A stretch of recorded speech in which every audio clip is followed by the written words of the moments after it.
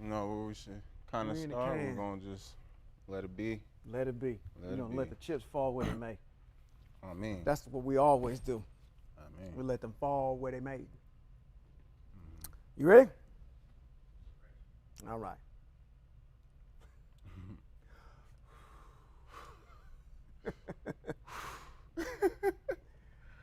This is Sean Appleton, and in the absence of our honorable teacher, Robert B. Holman Jr., I have sitting in with me special guest Trey Beverly, and this is Hebrews in Exile. See, you right on top of it. You ain't missing the beat. Yep. We on top of it. I mean. This is a special edition of Hebrews in Exile. Our honorable teacher is getting some much needed rest, as he should, down in Southern California. And I should have text messaged him, and I should have told him, I said, you know, you only got one mission while you're down there other than resting, which is literally to find us a congregation down there that we can affiliate with, because with this pan-Hebrewism that's all the way around the world, we need to connect and be close to the to our people and whatnot. So, you know, I spent quite a few hours listening to some of the content that you put out on YouTube, and I just want to kind of give the people give you an opportunity to introduce yourself to the people, introduce yourself, and then tell them where they can find you on social media so they can find out the content that you're putting out. Trey is one of a cornerstone here at FTF. I appreciate that. And very much well versed in Torah, in the Masoretic text. One of the things that you will, if you ever meet Trey, and I'm looking at one of these cameras, if you ever get a chance to meet him, you will know that he is just not a carrier of a sword. He actually will use that thing on you. He's you know, you're like King Leonidas when he's out there wrestling with his son and whatnot, and he's teaching them how to use all the tools and tricks of the trade. That's that book over there. You've got so many different things in there that make the Most High's word to you very valuable and an asset. So go ahead and introduce yourself, tell them where they can find you out, and then tell us a little bit about yourself, and then we'll jump right into some of the things that we want to maybe talk about here on the podcast. Yeah, no problem. Real quickly, my name is Trey Beverly.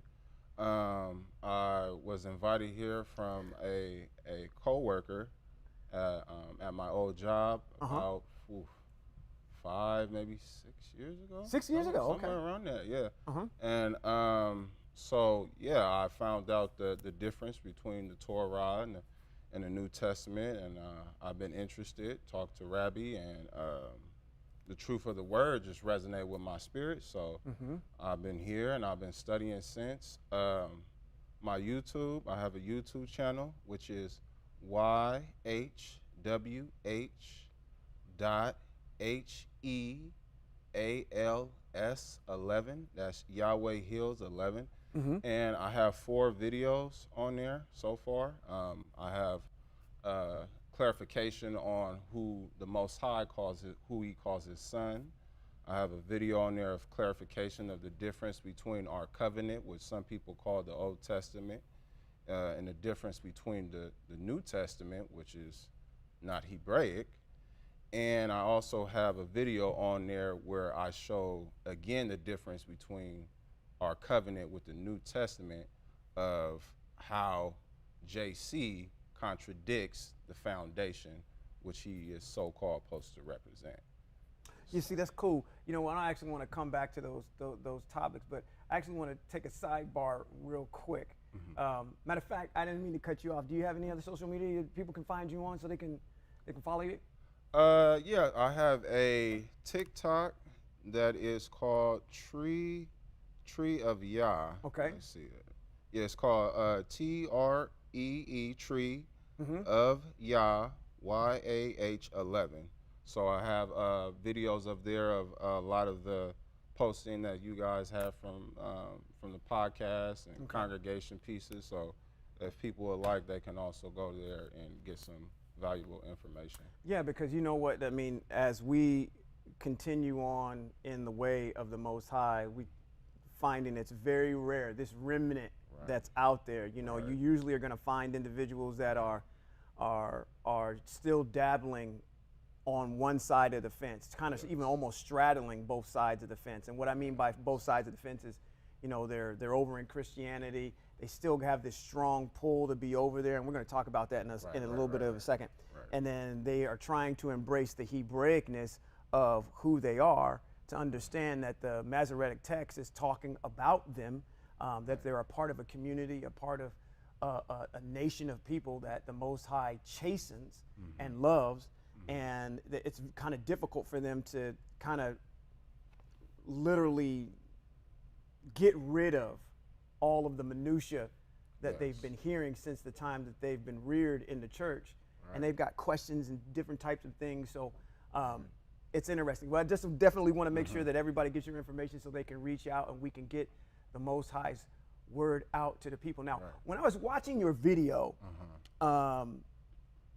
you mentioned, you also go by another name on your videos, which I talked about this guy. I thought it was ironic when I watched it. I said, he said, "You're shy." Yes. And that's how you, this is how you introduce yourself on your YouTube videos. And Yeshai is also in, if you read the book of 1 Samuel, Yeshai is Melech David's father's name. Right. Which, if you translate that in English, it's going to come out as Jesse. Yes. But what's the reason for Yeshai? Why'd you decide to go by that? Well, that's actually my first name. Oh, really? Yes. Okay. Yeah, you've been calling me my middle name this whole, this whole entire time. Yes, yes. Okay. Yeah, that's my first name. All right. So the things that you find out when you show up on the podcast. Right. Okay, cool. I was wondering about that. I was like, why is he using the name Yeshai for some odd reason? Okay. Yeah. So as far as the content that you have on there, and you first started that channel, and I think the content that you have on there is excellent. It's sound. You do one of the things that I think is germane. I use that word a lot. I need to stop using that word, germane. Germane. One of the things that we do here a lot in our explanation at FTF is, if you're going to make a statement, you got to back it up with something that's either in the Masoretic text or something that's historically or scientifically sound. They all kind of are symbiotic and they relate to each other in a certain way that makes things complete. Any particular reason why you decided those particular topics, one being who's the real son of Hebrew Israel, of the Ibir? And again, when I use the term Ibir, I'm talking about Eber, our ancestor, upon which the word translates in English to Hebrew when you use the word Ibir. And then you also have content on there about covenant text versus man's text, which I thought was a very good dissertation that you did there, and some other things. Why those particular topics, and is that something that you're seeing outside of these four walls where people are very they're questioning that? Yes. I chose those topics because I felt like those were, what should I say, hot topics to let people see the difference between the covenant and the New Testament. You know, so many of us have grown up thinking that, this man named Jesus Christ was the Most High's only son. And when you come to Torah and then you realize and you see that the Most High is only calling the nation of Israel his first son, you can go to, one of the examples is Exodus chapter 4, verse 22. Matter of fact, I got that up on the board. Let's go right there so the people can see that. Right. All right. Got it right here. Even in 22, right there. It says, then you are to tell Pharaoh, Yahweh says, Yisrael is my firstborn son. I have told you to let my son go in order to worship me, but you have refused to let him go. Well, then I will kill your firstborn son. So I think that is resonate with people's spirit highly. I know it resonated with mine, once I understood that, hey, the Most High is acknowledged me as, a son too. You know, you can look at our shepherds or our prophets, you know, like role models and big brothers, but he's looking at us as all his sons and daughters. Right. So that is definitely a subject that I wanted to address to the audience. And also that goes in line with, you know, we're not supposed to worship anybody besides the Most High. Yeah, that's very true. Yes. The text talks about that very adamantly. That Yes. matter of fact, you quote it in one of your dissertations about. I think it's in Devarim chapter number 6, verse 4, where it says Shema. I'm going to say it in Hebrew, which is Shema Israel, Eye Asher Eye. Yep. Is one. Is one. Echad. It's Echad. Echad, yes. So he's one. There is no other. Yeah. That we're supposed to. No Trinity. Yeah, there's no Trinity. There's no acknowledgement of anyone else. It's just the Most High, and that's how He had ordained it for us to be. So it's interesting that you picked that subject matter to talk about. You don't have a problem with me asking how old you are, do you? No, that's fine. I'm 30. Okay, so you're 30. Yes. So amongst your peer group, not to say that I'm old, because I'm not. You're definitely not. But I don't do a lot of talking on social media and whatnot, other than the stuff that we publish and we put out. So I don't interact with a lot of people on that particular front. Is that something that, you know, that issue of firstborn son to just kind of eradicate, or are you just trying to get people to think about saying, hey, listen, you know, it does say this in the text. How do you deal with that? Well, I see that, like I was talking to a young man a few days ago, and he was dropping off an Amazon package, and I was just, you know, asked him how he was, and he was telling me that he was good. And, you know, I told him, I said, I'm good. I'm just, you know, trying to let the Most High guide me. And then we let him know that, you know, I was a Hebrew Israelite, you know, but I also let him know that, you know, I'm not a racist Hebrew Israelite, because the Torah teaches it's about basically a war between good and evil. Correct. Those who want to apply the Most High's ways and those who don't want to apply the Most High's ways. Bloodline is just not going to get you in the safe zone. You have to put in work. And so, and I also let him know that in text that the Most High calls the nation, as we just spoke about, his son, and like his eyes kind of like blinked, you know what I mean? He was just like, wow, you know what I mean? Because, you know, here at FTF, you know, we've been around this information so long that some of these people who have nowhere started to try to learn what we're learning, sometimes we don't realize how powerful these little points are that we know are to people who do not know that information. Oh, yeah. No, I agree with you totally. Yeah. I think I might have mentioned on a previous podcast that there was, yet to be released, I was watching YouTube, and there was a panel of pastors on stage, and those panel of pastors were answering questions from the demographic and the constituency that was out in the audience. And as they were emailing their questions in, they were asking some of the most remedial 101 questions. And I'm thinking to myself, as much as you guys talk about all the intricacies and little idiosyncrasies that are in text, people still have general questions that they needed to have answered. Yes. And one of them was about the Shabbat. Was like, literally, you're telling us, Pastor, this is just John Doe, that we're supposed to be following the 10 Commandments. And one of the 10 Commandments is worshiping on the Shabbat. How come we don't worship on the Shabbat? And the answer the guy gave him was, well, the Most High, well, he didn't even say the Most High. He said, God has a day for a rest. And we choose to make it. We choose? Yeah, we choose to make it on Sunday. So as long as you're observing a day of rest, then you're within compliance of the text. And I'm saying to myself, number one, it's totally wrong. Totally wrong. Completely. First off. Second of all, completely. You didn't really answer the question at the end of the day. Because the root and foundational issue, which is getting back to kind of what your point is, I think, with trying to explain who the son the Most High Son is that we have these contradictory or at least ideologies within this text. And I need someone to reconcile it for me because I've got one set of a codex saying one thing, and then I've got the Masoretic text saying something else. Now, I had mentioned two terms there already that are not even getting used. One, the Greek codex, and two, the Masoretic text, which in Christianity they don't use at all. So it's interesting in that sense that even at a foundational level, if you miss just the foundational piece, then all the rest of the stuff that comes out of it really just mushrooms and blooms into just misinformation that you're just trying to put a Band-Aid over to fix. They treat the Masoretic text like it's for information only.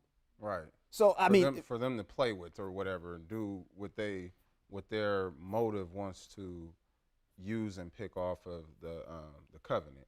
Yes. Absolutely. I would rather them use a Dr. Seuss book on Sunday morning than to quote the text, and because really what you're doing is you're blaspheming what's there. I mean, you can go ahead and let me give you an example of springboarding, because this is what they do all the time. Let me give you an example. And now I got two people in the back. They're going to help me out too. Okay. All right. Where did this come from? Sam, I am. Okay. I do not like green eggs and ham. I do not like them here or there. I do not like them anywhere. I do not like green eggs and ham. Now, somebody could sit there and say, okay, well, that's got to be a Hebraic brother right there because he don't like eggs and he don't like ham. But after being pressured and pressured and pressured all this time by some Christian person, now he's over there saying, no, I like them at the end of the day. Now I'm being indoctrinated into a way that's contradictory to what I'm used to seeing. I use that example to say you could, if you're going to springboard off of the text, you can use anything to do it. The best thing for you to do is stay within the context and confines of the Masoretic text in its proper context, where it brings us back full circle to where you're pointing out here in the text here in Shemot, chapter number 4, verses 22 through 23, which specifically state who the Most High Son is. We're not springboarding. We're not trying to make it something that it's not. We're taking the Most High at His word. Which leads me into another topic that you had on there. I mean, did you want to add anything? No, because I'll add on. No, go ahead, because that was really robust what you did with explaining that. Because you had some other texts in there that you related to, because you went to Hosea. Let's go to Hosea 11:1. Oh, yeah. Let you pontificate about that for a little bit while I get there. Okay, so in Hosea 11, that is another important chapter, because in the beginning it says, when Israel was a child, I loved him, and out of Egypt I called my son. So Who? My son. Okay, there it is. So the Most High is calling Israel his son again. He says, but the more the prophets called them, the further they went from them. They sacrificed to the Baalim and offer incense to idols.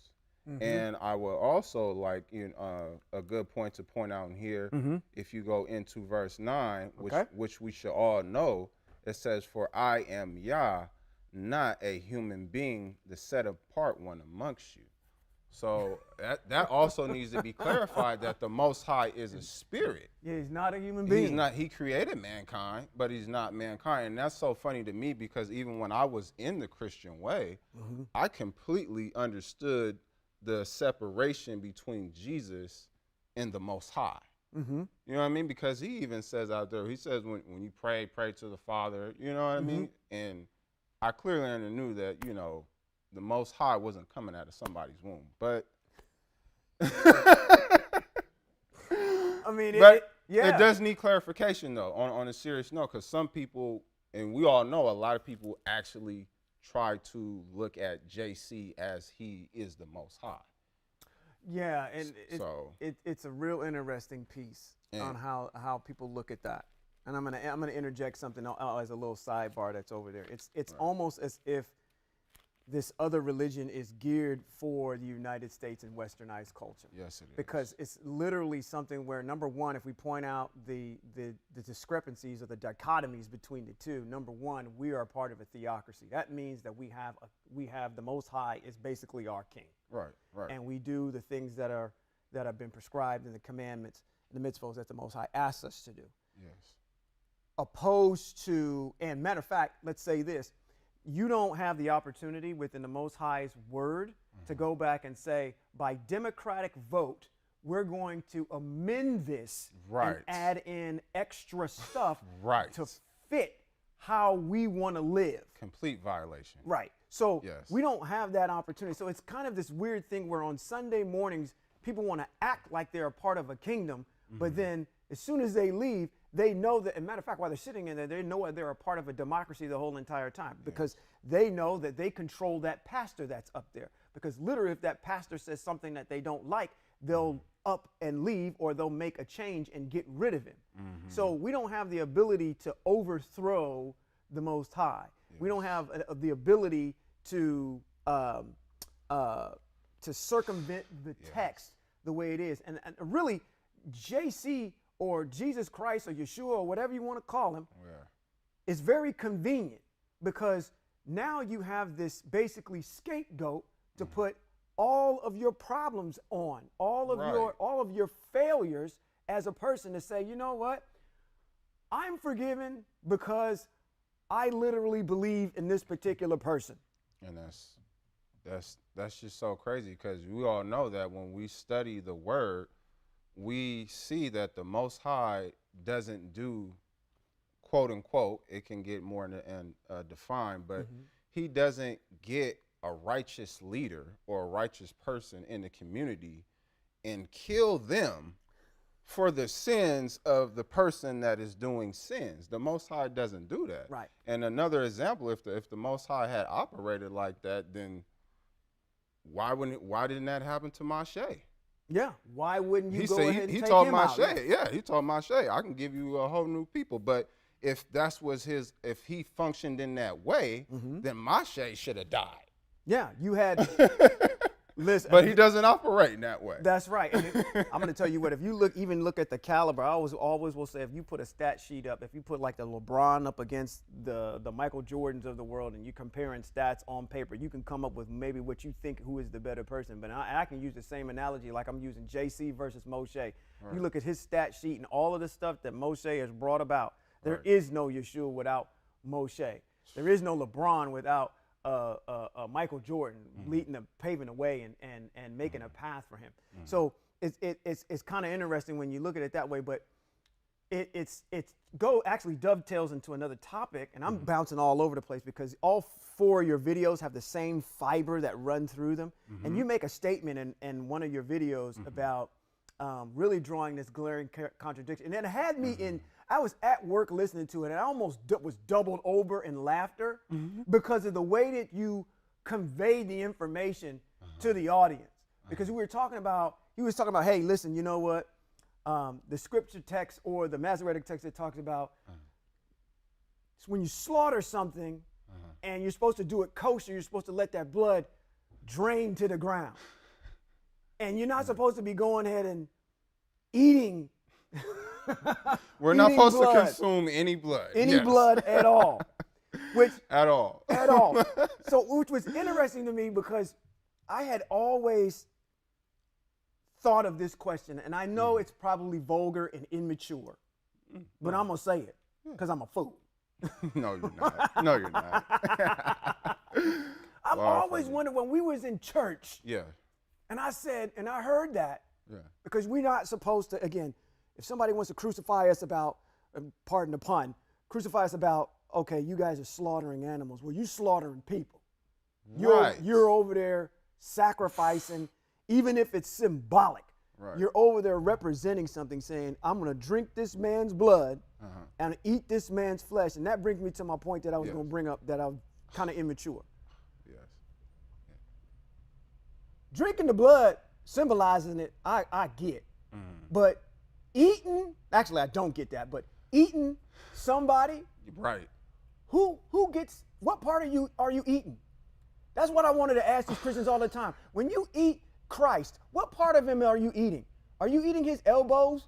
Are you eating his fat? Mm-hmm. Who's the unlucky person that gets to eat the gluteus maximus? Your text says, right. well, only if you eat my flesh and drink my blood. They never specify what part of the flesh you eating. But it's one of those things where you say, okay, this is kind of ridiculous because when you look at it through the lens of the text, and I think you actually matter of fact, you got some good points in here that I wrote down. I had to take notes on you. Matter of fact, Devarim 12 and 23. Let's go get that one. Okay, yeah, let's go there. These are all good talking points, and the reason why I'm bringing these up, and I thought it was just a good platform for you and to be able to talk about these things because getting back to my analogy, well, not my example that I was bringing up about the individuals that were on stage. There's a lot of things that we talk about here in FTF that are really detailed, and sometimes we just need to get back to some of the basic things that people are looking for to get answers on, and these are some of the things that they need answers on. It's like, why do I have to eat somebody's flesh and drink somebody's blood, or do something to not physically do that, but symbolize something like that? And how does that relate to anything else germane to what we're supposed to do? But here in 23, it says just take care not to eat the blood. Matter of fact, let's go back up. We're going to read these mitzvot from the Most High. Let's go to 22. It says, eat it as you would eat a gazelle or deer. The unclean and clean alike may eat it. Just take care not to eat the blood, for the blood is in the life, and you are not to eat the life with the meat. Don't eat it. Pour it out on the ground like water. Don't eat it, so that things will go well with you and your children after you. Very clear. As you do what YAHWEH'S sees as right. So, gosh, I want to bring up a point right here. I'm going to have you pontificate about that for a little bit. I'm going to shut up for a little bit. Oh, that's all good. I love this word right here. I love this whole entire phrase. Oh, yeah. What YAHWEH sees as right. And I've come across so many, and tell me if you come across these people too.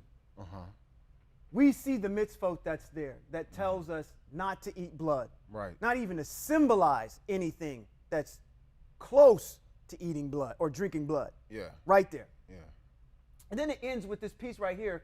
It says that is right in the eyes or seen by as right in the eyes of the Most High. Too many people I run across this day and age have this one catchphrase. Well, that's my truth. That's what's right to me. I mean, I don't know if you run across that a lot, but I'm clapped back so fast, and I'm like, listen, I'm not concerned about your truth. I'm concerned about another word that you can put in front of that word truth called the truth. Yeah, not the truth. Your truth. From the Most High, yes. Yeah, the truth. Right. There are certain things that are just truths that are backed up in the Masoretic text that we live by, that govern our behavior, that govern our leadership, that govern the kingdom. And when we start making things, and we're going to see this as we them, yes. Yeah, yes. As we get into the apocryphal books, you're going to see one character in particular that puts himself up on a pedestal and makes his own commandments. I'm talking about King Nebuchadnezzar. Okay. And he's exuding this right here. What's right comes out of my mouth. So, I mean, I don't know, have you run across folks that just, this is my truth, this is my truth, this is what's right to me? Well, yeah, and I tell them that, well, how are you a servant if you're making your own set of rules? Because the Most High, he tells us clearly if a person believes in Scripture, because we all know if someone doesn't believe Scripture, then we don't have nothing really to debate with you about. But if you're trying to apply the Most High's word and his ways, and you clearly see what it says, but you choose to do something else, then it's like you're not, you know what I mean? You're not Right. you're not really dedicated. You know what I mean? You're doing, again, you're picking and choosing. And again, when it comes to this whole eating blood thing, you know, some people, like you said, they say, "Oh, well, that was a metaphor." Okay, but why, like I said in the video, why would the highest representation of the Most High use something that is unclean to try to get unclean people clean? That wouldn't make any sense. And that's where, when you studying it, like I have a video on there where I'm going over Matthew chapter 5. Right. And where Yeshua has contradictions. Where you mind if I read something? No, go ahead. By all means. By all means. Okay, so if we go into Matthew chapter 5 and we start at verse 17. Yep. Yes. Oh yeah, we got to start there. That's famous. We got to start there. Matthew 5:17. Yes, we got to start there. This is a contradict. This whole entire piece is a contradiction right here. 5:17. Go ahead. Okay, so he starts off. He says, "Don't think that I have come to abolish the Torah or the prophets. I have come not to abolish, but to complete. Yes, indeed, I tell you that until heaven and earth passes away, not so much as a yod or stroke will pass from the Torah." Hold on for a second. Let's stop for a second, because this is what our teacher would do to me if he was sitting right here and said, let's explain that word Torah real quick, because most people are going to look at that and say, don't think that I've come to, going all the way back to the top of the 17, it says, don't think that I have come to abolish the Torah or the prophets. We know who the prophets are, or as we are Ibir, we use the word seers. Right.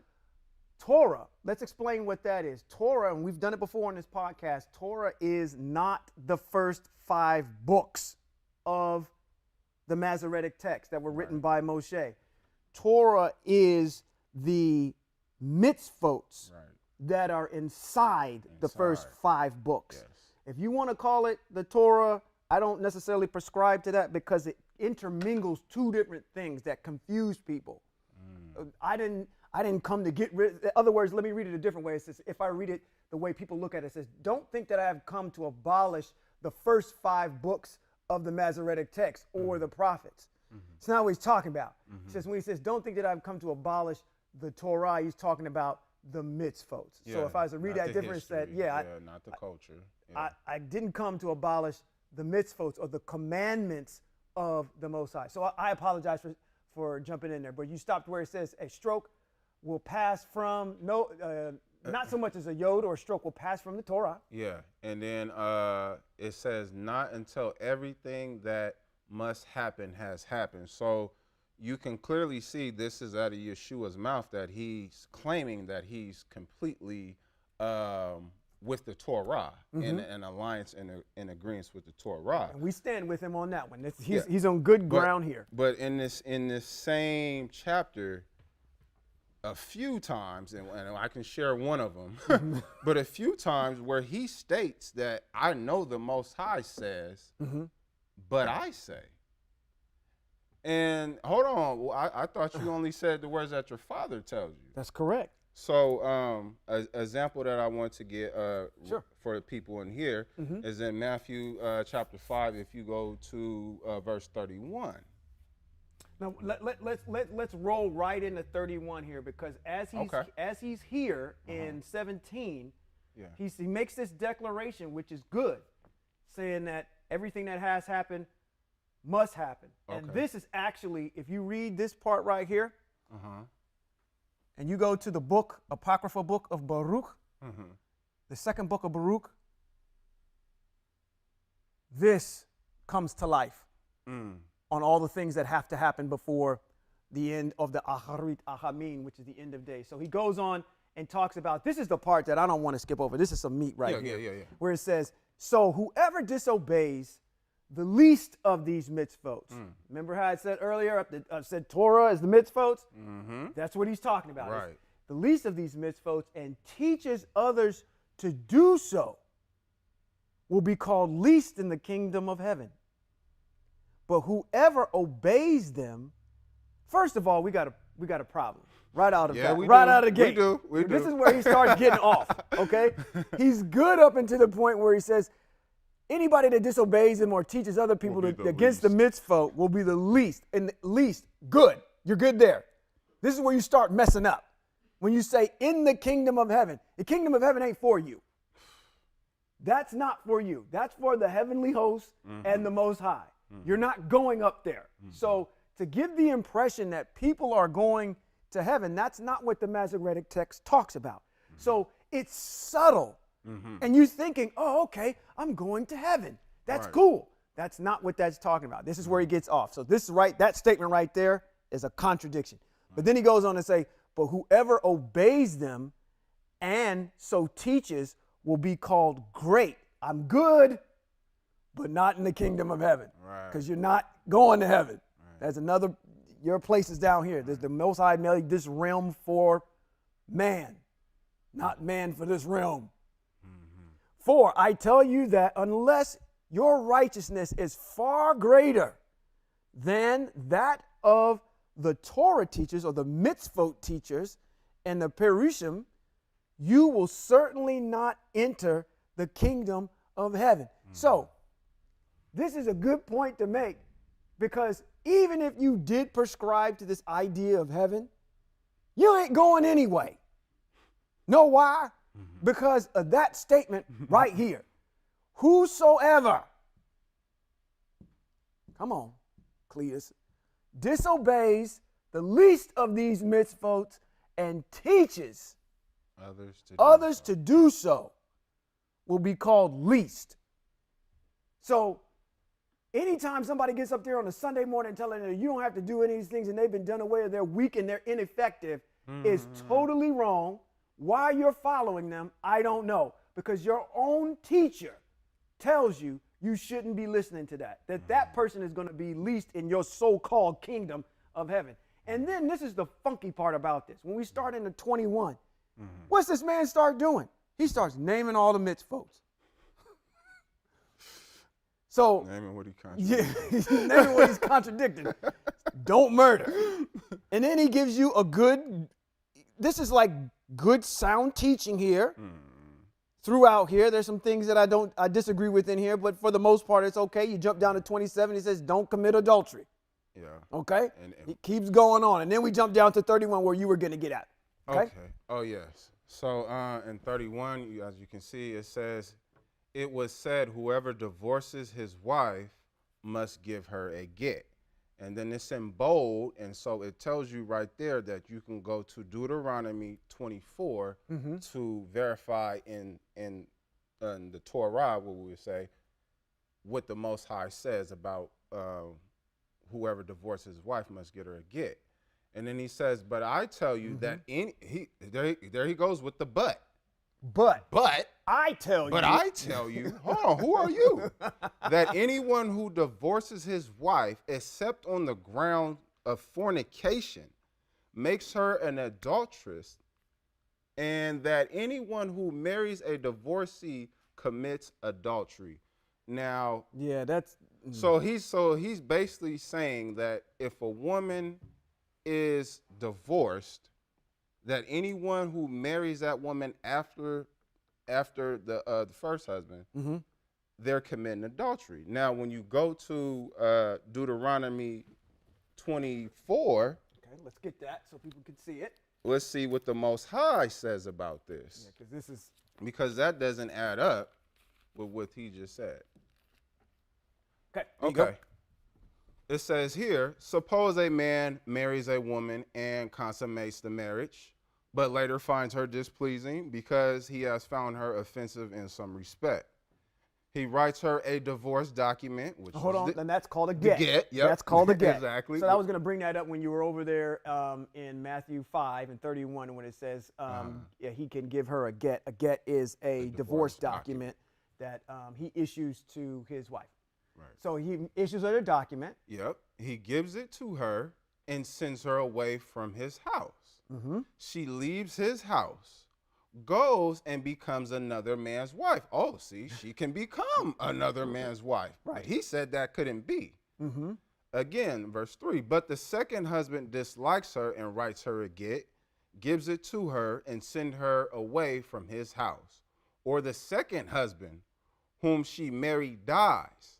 In such a case, her first husband who sent her away may not take her again as his wife, because she is now defiled. It will be a detestable to Yahweh, and you are not to bring about sin in the land Yahweh your El is giving you as your inheritance. So we can clearly see right here that he just said that he is in complete agreement with the Torah. Right. And now he's trying to change it. Now he's changing his mind. He's saying, hey, listen, this is what I know what Yahweh said, but this is what I'm saying. But this is what I'm saying. I know what, it's just crazy. Let's go back to it because he says it was said, whoever divorces his wife must give her a get. Yeah.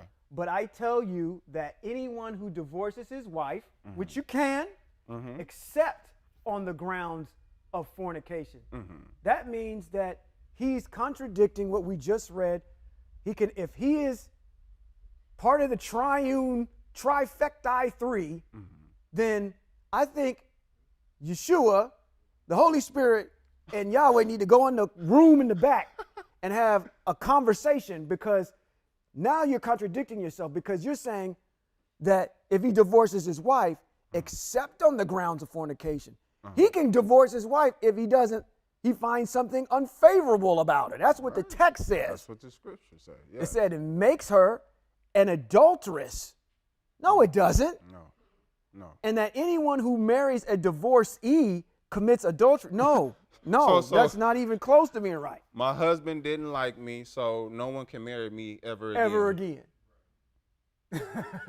and you know that is so funny, and that's why I think I was hearing some people, I think Amish, where they believe that, and they were getting that from New Testament. From the here. Yes, from the New Testament. No, I have never heard that before. Because I heard one of them say, like, they were saying, like, oh, like when we love or get married, we can never love again or remarry again. And so when I read this text, I was like, oh, I think that's where they were getting that misinformation about the Most High's covenant from. Right. Yes. Right. I mean, it doesn't. Here's the other thing. Does this text, how do I best say this without sounding? It just appears to me that this text right here, the way that Yeshua is stating this, is really restrictive versus say, hey, listen, if I have an issue, then I have grounds to go ahead and I can invoke the mitzvot and I can divorce her as long as I follow the rules and regulations and giving her a get. Okay. This is saying it's only for one reason and on one reason alone, and that's because of fornication. That's the saying that he had outside marital affairs, and that is the reason, or she has outside of. Matter of fact, it's not even directed towards the man; it's directed towards the wife, saying that on the grounds of fornication. So basically, he's saying he cannot divorce her if he doesn't like her, which the Most High said that a man can do. He can do that, yeah. He's saying that he can't do that. He can't do that. He's saying she has to have some entanglements. Yeah. See, the other thing about this is that if he actually expounded upon that, he could actually clean this up, because there are some instances where there are mitzvot that talk about when, if I'm married to my wife and I suspect that and it's called as having this jealous spirit, or something that comes over you that says, hey, listen, I think something is up. Right. And what you're supposed to do to follow the proper protocol is you're supposed to go to the Kohanim. He's supposed to gather the dust off of the floor, make this concoction with it. She's supposed to drink it. If her insides bubble up or do whatever, there's something that's supposed to. If it doesn't, then what comes out of that is that he can't divorce her at that point. You brought accusations against her, and you were proven to be wrong. She has to stay your wife. Now, had you elaborated on that in this text, maybe I could have acquiesced to it a little bit more, but it's just so emphatic. But I don't think that's the point we were trying to make. This is kind of all these little sidebars that coming out of here. But the main thing I think that you were bringing up is this issue right here. How dare you go back and say, but I tell you. And he does this about 5 times in this chapter. And when you go to you can go to, where does it say? To the 33 about breaking the oath, to 38. There it is, 34. But I tell you not. He said, Let me have this. Go one. ahead, go get it. I gotta take go this. Go get it. I gotta take this one. Yeah, go ahead. Please. Oh, I'm getting woo. Again, 33. You have heard that our fathers were told. By come on, now wait a minute. Now wait a minute. Yahweh. Let's stop. Yes, we were told that. That's good sound teaching. That comes from the goat Moshe through the Most High. Yes. Through Asher. So yeah, we've heard it. We're familiar with it. Right. It says, do not break your oath. Right. That's 100%. 100%. And keep your vows to the Most High. What's wrong with that? He even said his name. Matter of fact, he should have said, and keep your vows to me, because I am the Most High, but he didn't do that. Right. He says, but I tell you not to swear at all. Wrong. Wrong, completely. Complete farce right there. Not by heaven, because it's God's throne. I'll use that name that's there. And not by earth, because it is his footstool. Isn't there a text that says, I swear by heaven and earth? And there's a reason why you swear that the person is swearing by heaven and earth is because heaven and earth don't pass away. Exactly. People pass away. Exactly. Things get destroyed on the earth. Right. But as long as the heavens and earth are, those are your 2 witnesses. Yes. So yes, they are. Don't swear by those, because he says it's because it is his footstool, and not by Yerushalayim, because it is the city of the great king. Did Yahweh say that? No. No, nowhere in there. And don't swear by your head, because you can't make a single hair white or black. Okay, we know that. Right. Basically, you're saying you're not the Most High. Yeah, basically. Just let your yes be a simple yes and your no be a simple no. Anything more than this has its origin in evil. So okay, let me just open this one up. Okay. Bomb at the end. You just destroyed all credibility when you made that statement at the end and said that in verbatim, anything more than this has its origin in evil. First of all, our mitzvot allow us to make oaths. Matter of fact, there is, we just mitzvoting it out. See how these mitzvot just coming out? There's a mitzvot that talks about the Nazir. Yes. The Nazir is an oath that you take that says that I'm not going to take intoxicating drink. Yeah. I'm not going to eat the skins of the grape. I'm not going to have anything that comes from the vine. I'm not going to eat the grape itself. I'm not going to have any wine. I'm not going to have any of that. I'm going to grow my hair long. If I get next to someone who dies and I touch them, then that's when I can cut my hair. Otherwise, you don't cut your hair for any other reason if you happen to mess up.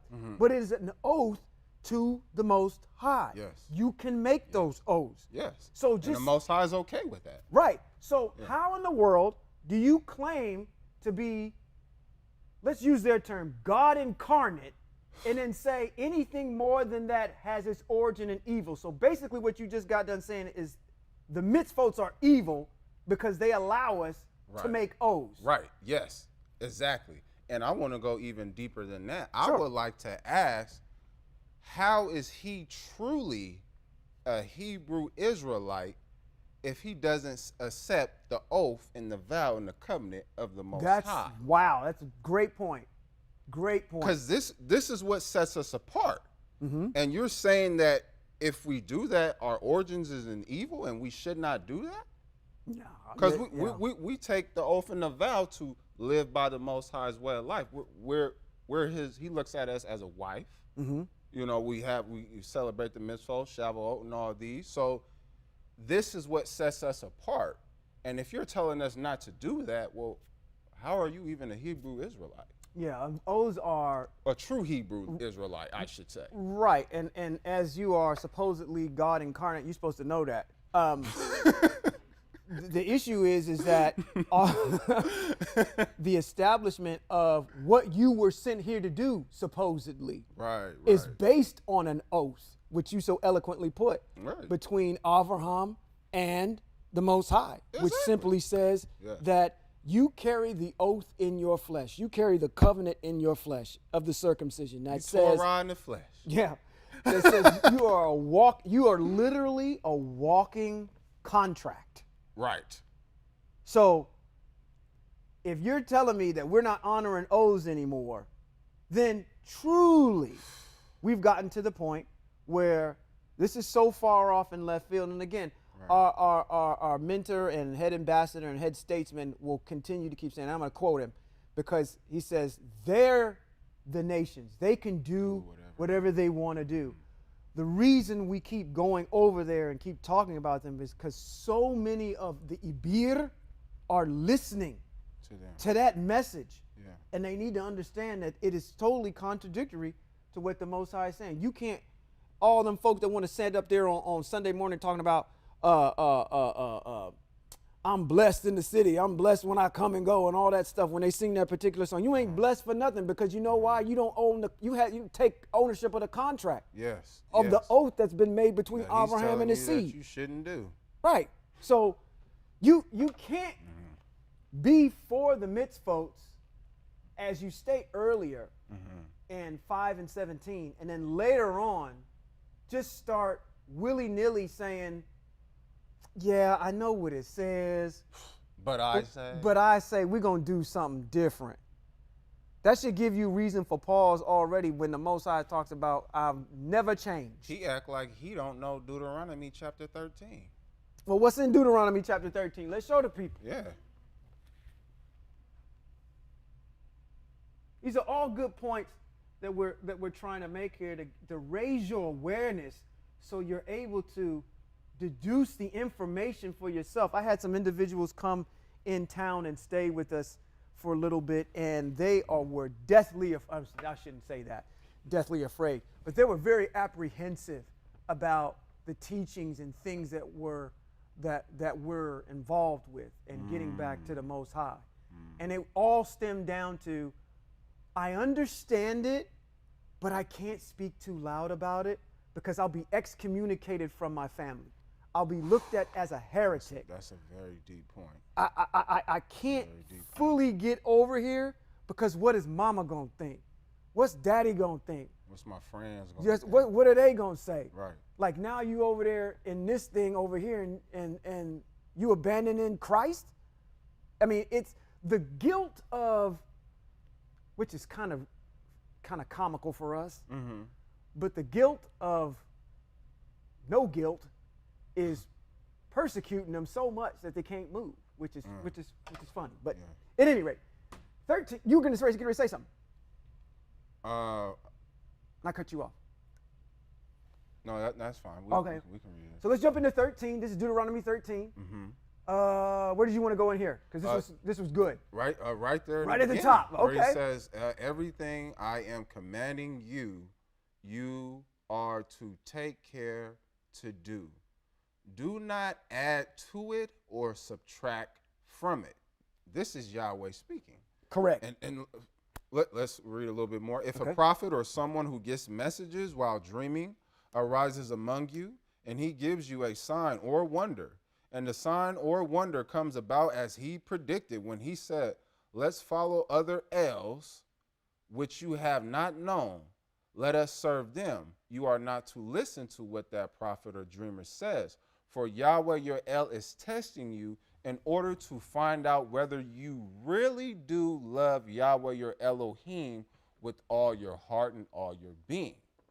You are to follow Yahweh your El, fear him, and obey his mitzvot. Listen to what he says, serve him, and cling to him.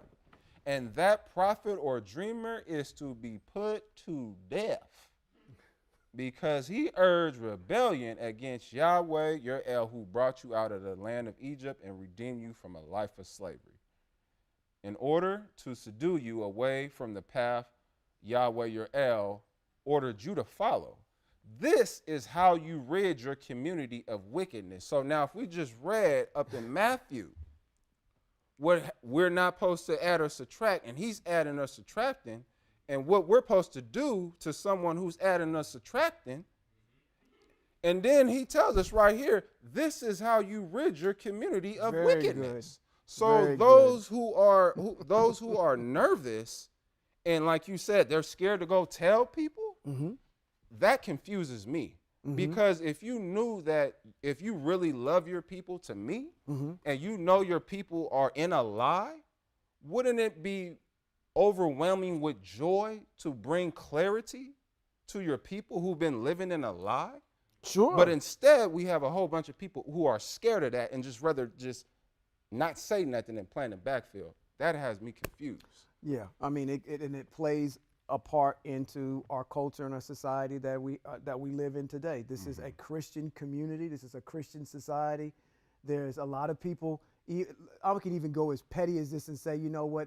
The main thing, hot ticket on the plate right now is social media, likes and follows and shares and all that stuff. It's about this public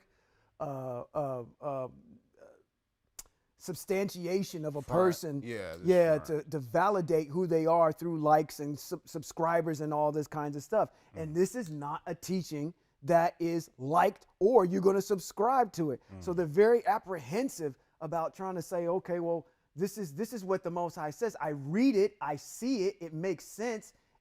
A fool or a child can't err in it. So why in the world am I still having these apprehensions about it? That's why I've said I don't understand it either. Yeah. But it makes it so plain because as you're reading it, I'm thinking about none other than Yeshua himself. Exactly. Because literally as you're reading it, it's saying, you know, hey, listen, did he not fit all of this criteria that's in there? Did he not add and add to it? Did he add and subtract to it? He fulfilled that part of it. So when you talk about you fulfilled the Torah, yes, you fulfilled this part right here.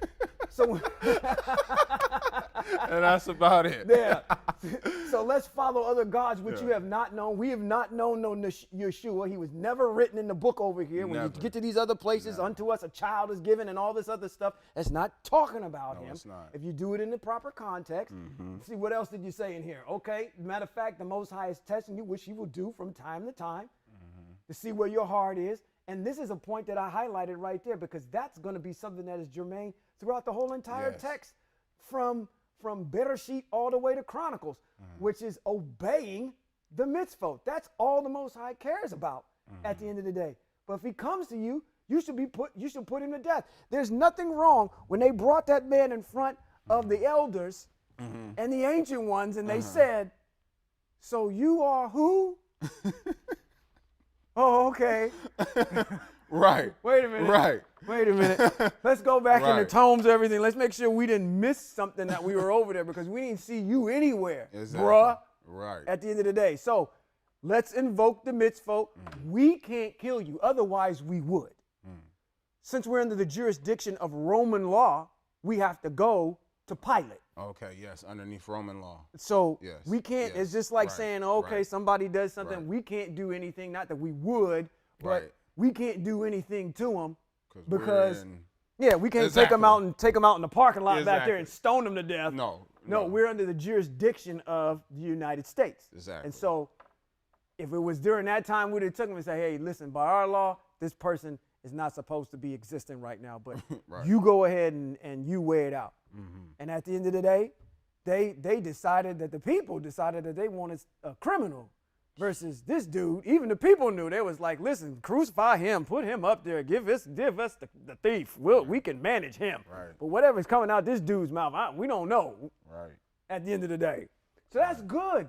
That's good. And you know, it's good to have these kinds of conversations to kind of talk about the things that really are prevalent, that are still out there, kind of the thing that people don't want to talk about. Yes. And I think what you've done so eloquently on your channel, and as you continue to meet people, is to draw that distinction that hopefully you guys understand that the New Testament is a completely different book. Completely different. And just because they sandwiched it together, doesn't put some similarities and some things you might be familiar with, to draw you in. Yes. Right. So we have this issue now where on Sunday morning we're just going to use other than the creation story and other some little cute little things in there, which they like to quote, oh, what happened to Jonah and the being gobbled up by the whale and the parting of the Red Sea and Adam and Eve in the jungle in the Eden and the creation story. Really, and other than the Proverbs, which they can pull some good information from, our text serves them no purpose because they can't pull any. They have to make stuff up to make it work.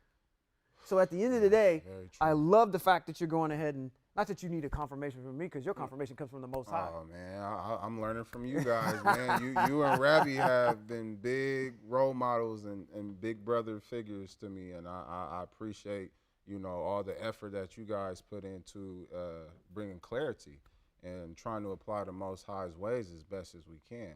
No, So I appreciate that. I really honor you guys for that. I appreciate it. And the funny thing is as you're sitting here saying that, you sound no different from me or from our head ambassador. I mean, literally, we're taking the mitzvot, we're taking the text, and we're applying it in its proper context.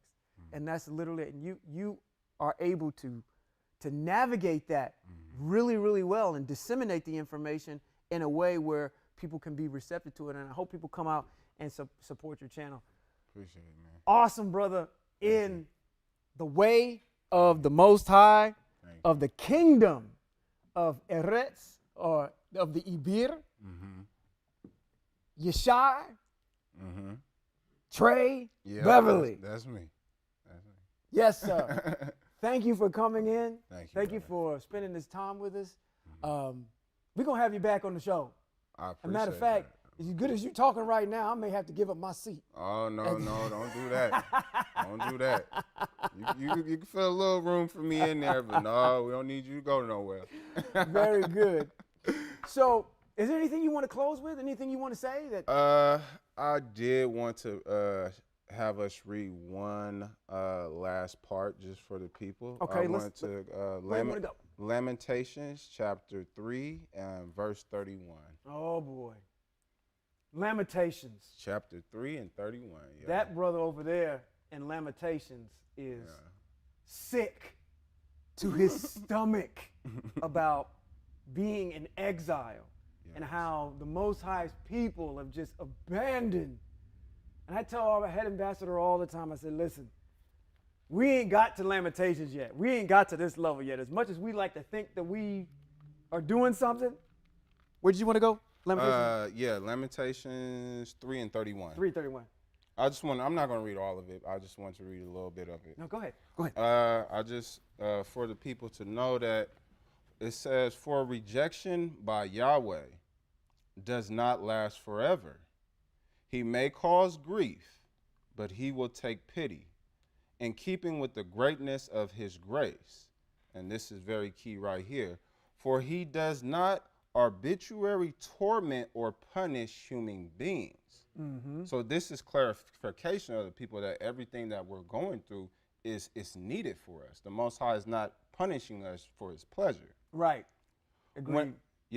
When anyone tramples underfoot any of the prisoners of the land, when anyone deprives a person of justice in defiance of the Most High, when someone is cheated of justice in court, does Yahweh not take notice of such things? Yes, he does. Exactly. Who can say something and have it happen without Yahweh commanding it? Both bad things don't boast bad. and good proceed from the mouth of the Most High. Why should anyone alive complain, even a strong man, about the punishment for his sins? So I think that, wow, that's powerful, because it really lets you know one thing for me. Go ahead and reflect on it, and I'll give my last thoughts. No, go ahead. You're right there. Okay. I just wanted to let the people know that, a lot of us feel that we can't be restored. A lot of us feel like we've come to a so low place and that we're looking at this journey of cleansing ourselves as too much. But the Most High, he wants to clean us. Right. You know what I mean? He says it right here. He may cause grief, but he would take pity. And he's not causing harm on us for his pleasure. Our people need to know that.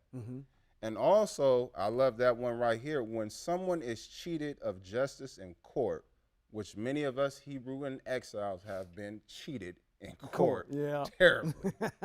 Right. Does Yahweh not take notice of such thing? Yeah. Yeah. So there will be payback for that. Yeah. Let me expound upon that just a little bit. Though for those that are of the Most High's way, He takes pity on them.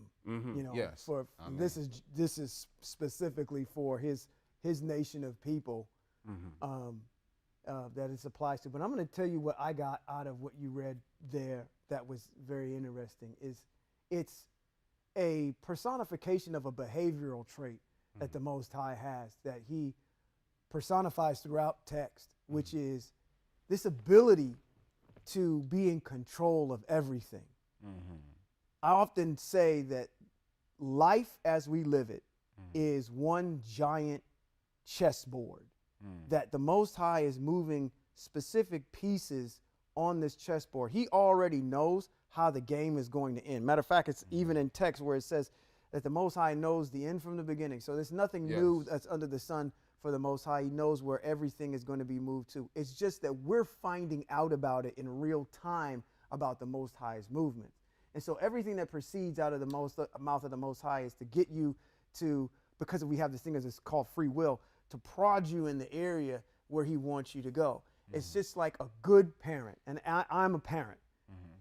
I don't exact discipline on my children because of just sheer enjoyment. Right. That has, Right. I take no pleasure in exacting any kind of discipline, but I know it has to be done in order for the embetterment of the child. The Most High wants us back in the land. He wants us to have a command over our community, over our relationships that we have with our people. The parameters of the text give us all the things that we need in order to be successful in the sight of the Most High, not committing to what our own truths are, but committing to the truths of the Most High and living by a higher standard that will make us successful. So with all these things that the Most High has put in our path, we just need to obey what he has and move forward in that direction. And this text that you're reading here, again, the lamenting prophet or the lamenting seer is just bringing out that aspect to say, you know what, doesn't matter if it's good or bad. The Most High is, if he does something, he's doing it to get you back to where he wants you to be. He's moving things on this chessboard so you can be successful. And so the community can be successful. And I don't want to necessarily pontificate about the individual, because our text is about a community of people. It does get down to the intricacies of an actual individual itself, but globally it's about his, opulent group of folks that he set aside to represent him. Exactly. You want people in the position of leadership, as we're even going through with Melech Shaul, that represent the Most High in his totality and his behavior and what his personification of himself is in the Eret. So I think it's beautiful. It's what you brought up. It's been awesome to take a look at these texts with you and expose them and go line by line and expose some things that are dichotomies within the text. And when I say dichotomies in the text, I mean New Testament versus the Masoretic text that provide clarity. So I appreciate you, man. I really do. You got a mind on you that just accepts the Most High and his mitzvot, and I can't thank the Most High enough for your commitment and your devotion and all the things. And again, it's not to FTF. I'm going to keep saying that till I'm blue in the face. Trey is not committed to FTF. Trey is committed to the mitzvot and to the Most High. And so therefore, you've aligned yourself with people that are like mine, like myself, that are committed to the Most High and the perpetuation of his people. So With that being said, this has been Sean Appleton and Trey Beverly. this has been Hebrews in Exile. Shalom. Shalom.